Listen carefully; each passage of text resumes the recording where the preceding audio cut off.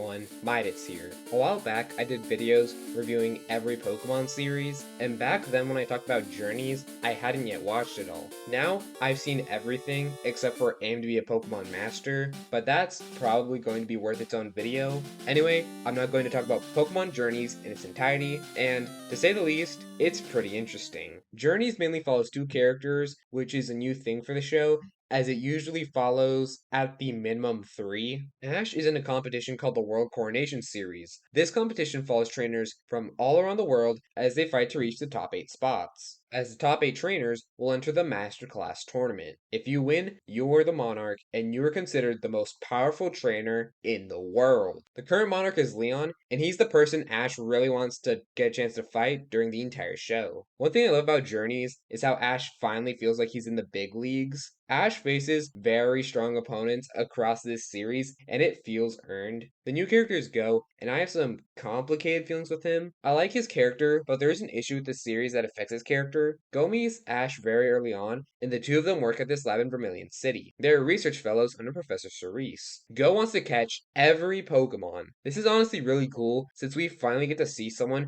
who wants to catch them all, and the reason Go wants to catch every Pokemon is because as a kid he saw Mew, and he wants to meet it again and catch it. Go goes with Ash on various assignments with the lab and tons of other things they do together. And while visiting other places, Go gets a chance to catch tons of other Pokemon. One thing I'll say positive and negative about this show is the usage of other regions. Ash obviously wouldn't be doing the gym challenge since he is a champion after Sun and Moon, so traveling the entire world was honestly a neat idea. The only issues I have are that Galar doesn't feel fully represented due to this, unlike other regions where the entire series focuses solely on that region. And also, I feel like there's way too much focus upon Kanto in this show. The lab Go and Ash are at is in Vermilion City, so they spend the majority of the time in Kanto. And it's honestly kind of tiring since the entire Pokemon franchise just uses Kanto way too much. But when we do get to visit other regions, it is really neat. We see countless characters from across the entire series again, and there are tons of callbacks to previous events. And we were talking about Go, weren't we? We should probably get back to that. One issue I have with his character is this story arc that's introduced in the final season. It's where Go joins this project called Project Mew. In this project, they plan on going on a mission to a secret island, but only a few people can join. While I find it neat that Go is a definitive thing he's working towards, and the fact that Gary is part of the project, I feel like this just happens way too late. The show is practically winding down, and it feels weird that now they decide it's the perfect time to give Go a proper storyline. But I'll say this, I like Go as a character, I just find that weird. Also, while I said there were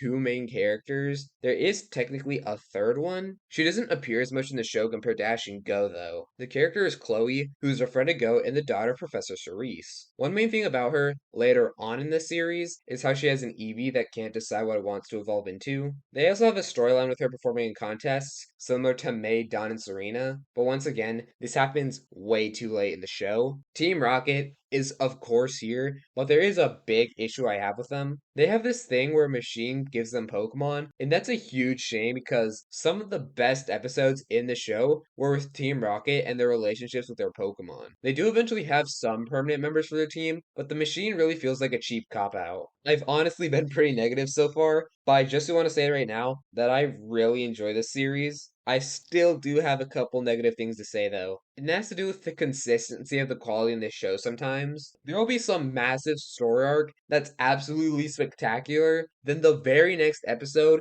is just one of the worst episodes in the entire series. The show does get progressively better with its consistency by, I'd say, around the point of the second season, but there's still a couple of duds here and there. But when the show is good, it's good. I just want to make a quick list of the important characters who have dedicated episodes to when they reappear. The entire Alola gang, Iris, Gary, Dawn, Cynthia, Infernape, Greninja, and Paul. And those are all just people who are in entire episodes. Every main character from across the show reappears here. It's very clear that they wanted the end of the show to be a huge celebration of everything that came before, and they did a pretty good job at that. I also love that when these characters do appear, they aren't there for no reason. These characters are brought back to motivate Ash or Go, and in some really cool instances, characters will get brand new development after years of being gone. I also want to talk about Ash's team team here, it's pretty solid. Every single new member, from Dragonite to Gengar to Sirfetch'd and Dracovish, are really cool, and they all get their time to shine, but the highlight is easily Lucario. It's cool seeing the storyline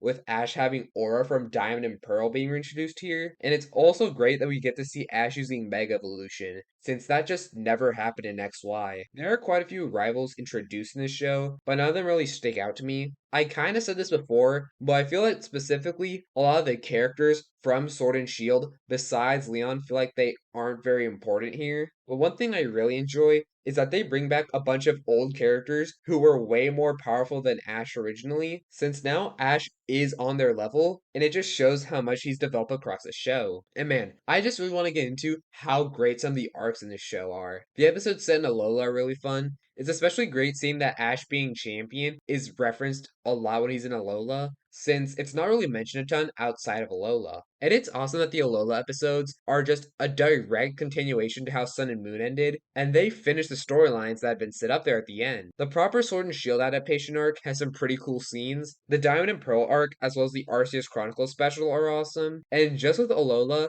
it's a direct continuation of the story told in Diamond and Pearl. Pokemon deals with the multiverse in the Diamond and Pearl series arc, and that's a really cool thing since people have been interested in something like that since the XY game. And I love how the Arceus Chronicles fully brings back the Diamond and Pearl trio for that special. And then there's the big arc, the Masters 8 tournament. It's been built up for the entirety of Journeys, and with Ash having the chance to become the strongest trainer in the world, this becomes something that the entire series has been leading up to. Ash versus Steven is an interesting first match. Steven is apparently super popular in Japan, so that's why they chose to have Ash face him. And while it is kind of weird since they barely interacted before this throughout the show, it still is a pretty cool match. Ash versus Cynthia is incredible. I watched the show on Netflix, so I pretty much already knew how the whole show was going to end, but it still felt tense. You could pretty much never guess what's going to happen next with the strategies used in the fight. And lastly, Ash versus Leon. This is easily one of the top fights in the entire series. It's basically what I just said about the Cynthia fight up to 11.